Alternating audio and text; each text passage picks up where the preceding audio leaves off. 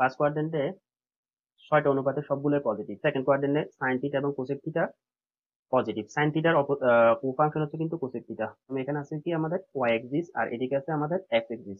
কোয়াড্রেন্টে x হচ্ছে plus এবং Y হচ্ছে কি তোমার প্লাস। সেকেন্ড কোয়াড্রেন্টে এক্স মাইনাস আর ওয়াই হচ্ছে কি তোমার প্লাস। থার্ড কোয়াড্রেন্টে এক্স ও মাইনাস ওয়াই ও মাইনাস। ফোর্থ কোয়াড্রেন্টে তুমি পাবে এক্স প্লাস ওয়াই মাইনাস। এই ত্রিভুজটা নিয়ে কাজ করি, যেখানে 90 ডিগ্রি অ্যাঙ্গেল হচ্ছে এখানে আর থিটা অ্যাঙ্গেল যদি এটা হয়, তো সেক্ষেত্রে এটা হবে অবশ্যই প্রতিভুজ আর এটা হবে লম্ব আর এটা হবে ভূমি। tan θ = আমরা জানি লম্ব বাই ভূমি।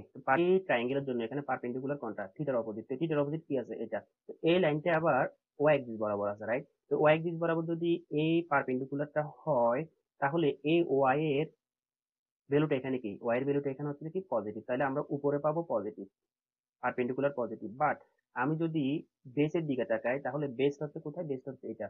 তো এই বেসটা আবার এক্স এক্সিস বরাবর আছে, কিন্তু এখানে তাহলে এক্স এক্সিস এর ভ্যালুটা কি? এক্স এক্সিস এর ভ্যালুটা হচ্ছে কি নেগেটিভ। তো সেক্ষেত্রে নিচে আসবে নেগেটিভ বা মাইনাস। তাহলে উপরে প্লাস নিচে মাইনাস, তাহলে এই দুইটা মিলে আমরা এখান থেকে কি পাবো? এখান থেকে আমরা পাবো মাইনাস। তাই ট্যান থিটার মান এ কোয়াড্রেন্টে, সেকেন্ড কোয়াড্রেন্টে মাইনাস। ঠিক একইভাবে কট থিটাও যদি এখানে চলে আসে, যেহেতু এটা ট্যান এর কোফাংশন, তো সেক্ষেত্রে কট থিটা ইজ ইকুয়াল টু হয়ে যাবে তোমার উপরে যাবে মাইনাস আর নিচে হবে প্লাস। তো প্লাসে মাইনাসে এটা মিলে হয়ে যায় মাইনাস। সাইন থিটা এবং কোসেক থিটা যদি বের করতে চাও এই ট্রায়াঙ্গেল থেকে, দেখবা ওদের ভ্যালুটা এখানে এই ট্রায়াঙ্গেল থেকে তোমরা পাবে পজিটিভ।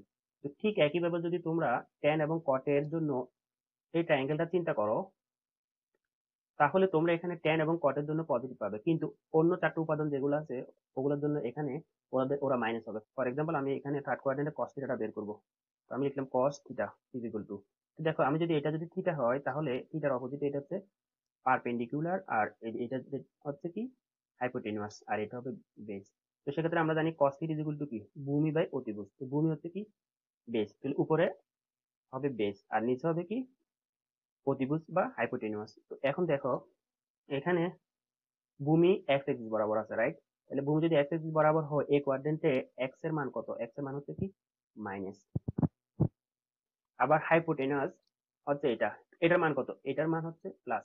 এক্ষেত্রে সবসময় মনে রাখবে হাইপোটেনাস বা অতিভুজের মান সবসময় প্লাস। তো এখন উপরে আছে কি মাইনাস, নিচে আছে প্লাস, তো দুটো মিলে কি হয়ে যাবে? মাইনাস। তো এই জন্য এখানে কস থিটা বা অন্যান্য অনুপাতগুলো যদি আসে সেগুলো মাইনাস হয়ে যায়। তোমরা বাকি অনুপাতগুলো যদি এইভাবে হিসেব করে দেখবে, এইভাবে সবগুলো অনুপাত মিলে যাবে। এখানে যদি তোমরা এটাকে থিটা ধরো, তাহলে এখানে দেখবে কস থিটা এবং sec থিটা দ্বারা তারা অন্যান্য যে অনুপাতগুলো আছে ওগুলো এখানে আসলে মাইনাস হয়ে যাবে।